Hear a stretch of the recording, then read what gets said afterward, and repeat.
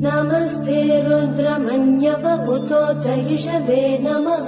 नमस्ते अस्तु धन्वने बाहुभ्यामुत ते नमः।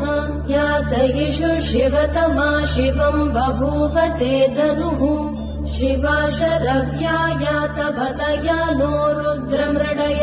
याते रुद्रशिवा तनूरघोरा पापकाशिनी। तया नस्तनुवाशन्तमया गिरिशन्तापि चाकशीः।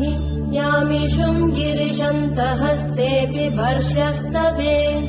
शिवाम् गिरित्रताम् कुरु माहि गुंसि पुरुषम् जगत्। शिवेन वचसा त्वा गिरिशा च वदामसि। यथा न सर्वमिज्जगदयक्ष्मगुम् सुमना असत्। अद्य वोचदधिवक्ता प्रथमो दैव्योऽभिषक्। अहीदुश्च सर्वाः जम्बयन् सर्वाश्च यातु धान्यः। असौ यस्ताम्रो अरुणः उदबभ्रुः सुमङ्गलः।